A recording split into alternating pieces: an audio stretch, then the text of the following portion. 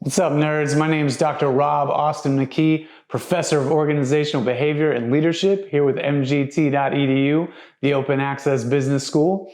In this video, we will be discussing Henry Mintzberg's 10 managerial roles as presented in a lot of introductory management and business textbooks. Mintzberg originally described these roles way back in the 1970s. If you are Gen Z or later, you may never have heard of the 1970s. I actually had never heard of the 1970s, so I did a quick Google search. Apparently, it was a pretty wild time.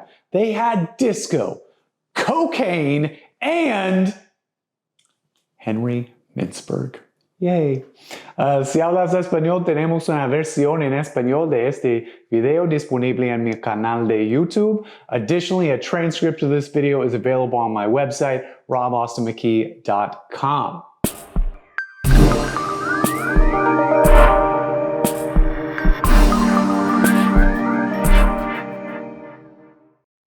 Mintzberg categorized 10 managerial roles within 3 functional areas. There are 3 types of informational roles, 3 types of interpersonal roles, and 4 types of decisional roles. I'm going to discuss the 10 roles individually within their respective functional areas. Additionally, I'm going to provide some examples for each role that should be helpful if you're studying this material for an exam or a quiz. The people I use as examples aren't necessarily managers, but they capture the essence of the concepts and should be relatively easy to remember. Let's start with the 3 informational roles, all of which involve managers' efforts to collect, organize, analyze, store, and disseminate many kinds of information.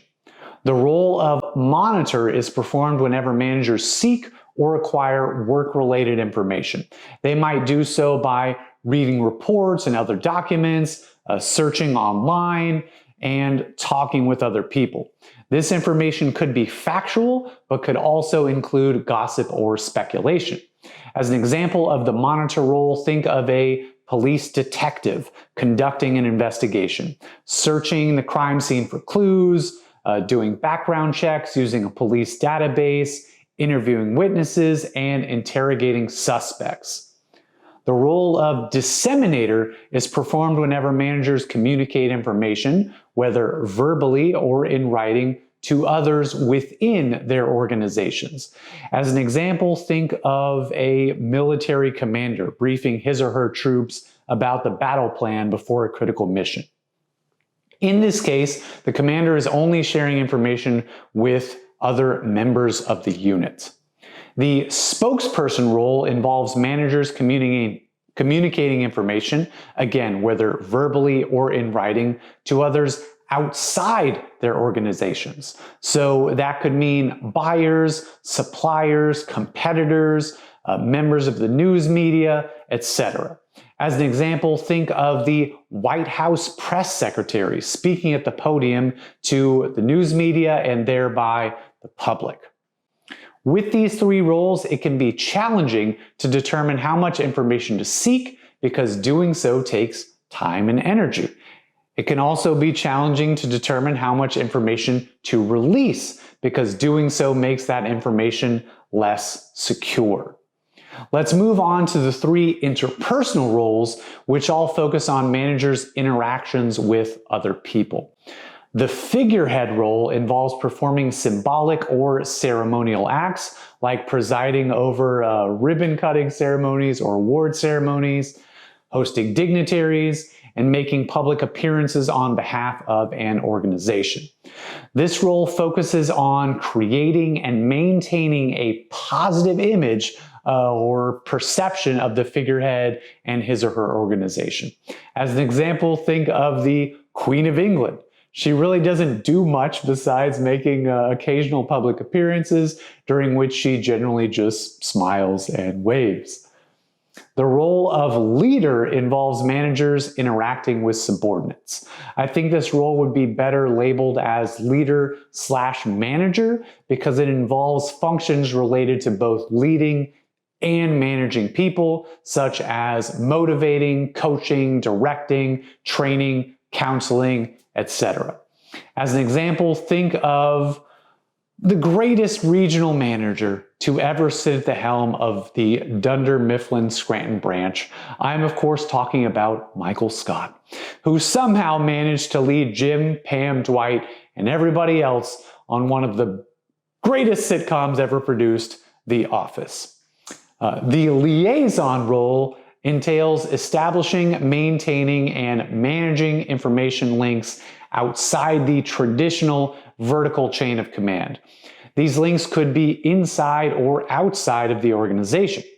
As a liaison, the person acts as an intermediary between two entities that might not otherwise have contact.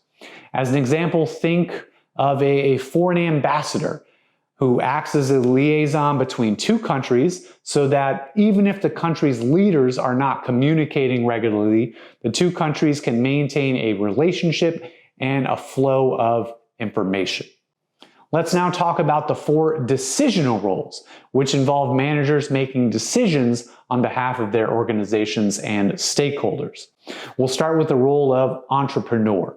When performing this role, managers are coming up with and implementing new and innovative ideas to improve their businesses, adapt to changing conditions, and take advantage of opportunities.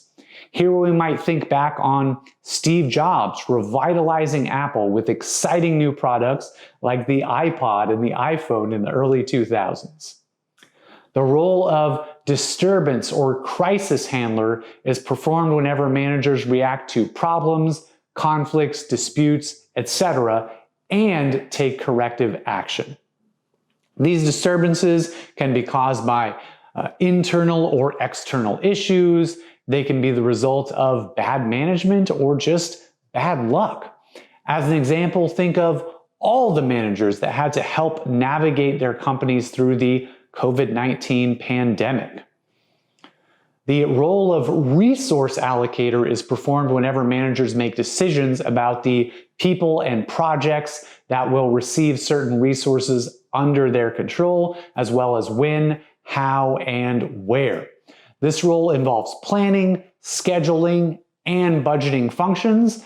As an example, think of the American Red Cross responding to a natural disaster somewhere. One of the key services they provide is to distribute resources, food, water, cleaning supplies, etc., to persons and communities immediately after a disaster.